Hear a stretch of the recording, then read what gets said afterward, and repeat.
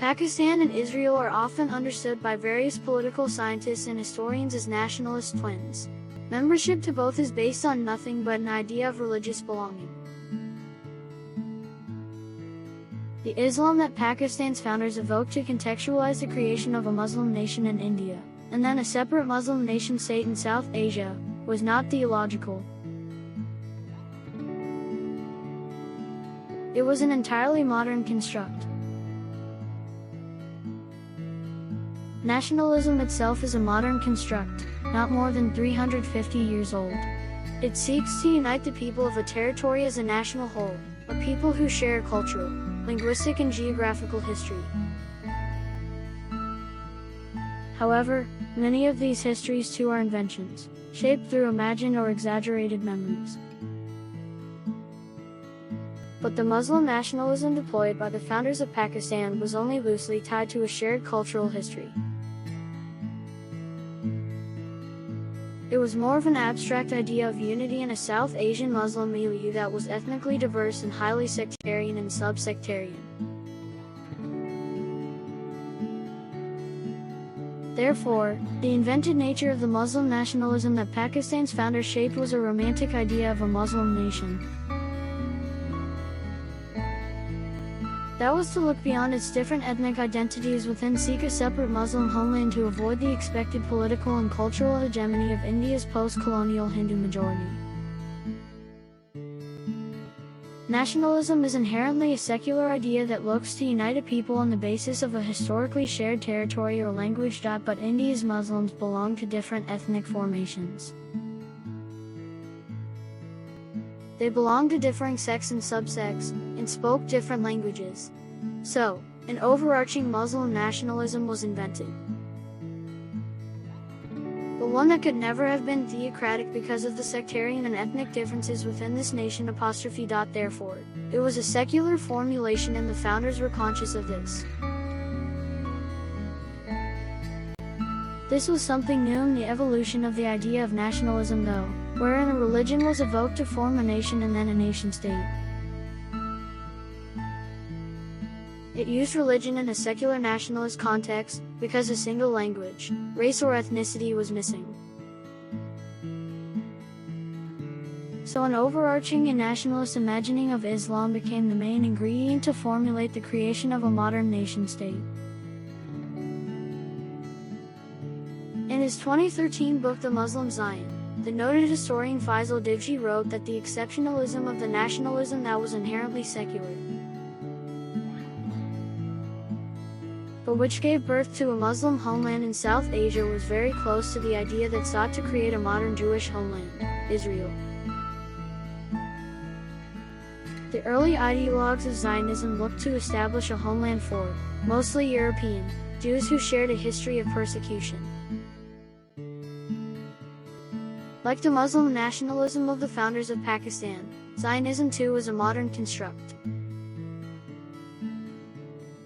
It was seeking to shape the Jewish people of different ethnic groups and races into a nation with a homeland of their own.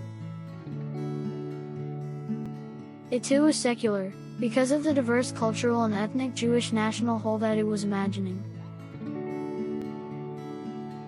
So, Pakistan and Israel did emerge from what can be described as religious nationalism, but this nationalism was an extension of the inherently secular idea of nationalism.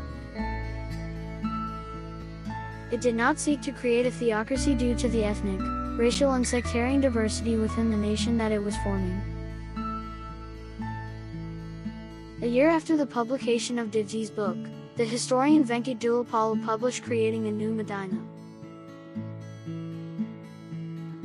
In it, he argued that Pakistan was not created as a Muslim Zion as such, or as a safe sanctuary for the Muslims of South Asia.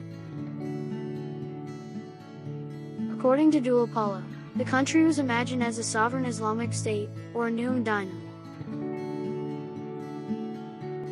It sought to trigger an Islamic revival and become the new leader of the Muslim Ummah and the successor to the fallen Turkish Caliphate. Divji and another well-known historian. Devji Lin based the duopole for constructing his thesis on obscure populist sources that did not have much say in the creation of the Muslim nationalism that gave birth to Pakistan.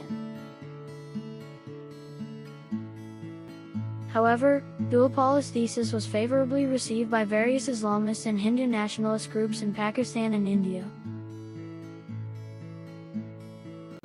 What duopole was suggesting was indeed present in the clutter of voices seeking a post-colonial arrangement in South Asia.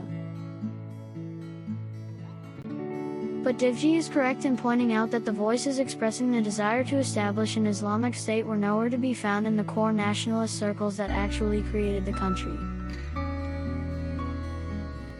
In fact, these voices were highly critical of these circles, accusing them of being secular and token Muslims. But it is also a fact that the once obscure and sideline narrative of these voices did manage to replace the one formulated by the founders. This began to take place after Pakistan lost its eastern wing in a vicious civil war in 1971. Suddenly, the Muslim nationalism that had given birth to Pakistan began to be seen as a failure and was replaced with the narrative that duopole explores in his book. This is also why most post-1970s leaders, from Zul-Haq all the way to Imran Khan, began to speak about creating Pakistan as a new Medina. This narrative also sits well with Islamist parties, and with Hindu nationalists in India. The latter rationalized their existence in opposition to the Islamic other. Something similar happened to Zionism as well, but whereas the Islamist strand of Muslim nationalism in Pakistan began to find traction. After the country lost a war with India and a civil war in the erstwhile East Pakistan in 1971. A form of right-wing political Judaism began to be added to Zionism after Israeli forces won a war in 1967 against a combined Arab army. In both cases, though, a sense of national insecurity and even paranoia played a major role. But in Pakistan, the Islamist dimension that was added to the country's existential narrative has started to erode and is being vigorously questioned. On the other hand, the dimension of political Judaism added to Zionism is witnessing a peak in Israel. For example, no other Israeli leader has used as much religious rhetoric and symbolism as the country's current Prime Minister, Benjamin Netanyahu. Indeed, the Islamist nationalism that deposed the more secular Muslim nationalism in Pakistan, and the right-wing neo-Zionism that began to take shape in Israel. But gradually, Islamist nationalism as well as neo-Zionism became mere tools for authoritarian figures to safeguard their own political interests. Another thing that neo-Zionists should bear in mind and or learn from Pakistan is that, when the state begins to more aggressively mix religion with nationalism, this process often trickles down and generates non-state actors, who then begin to attack the state in their bid to create a theocracy.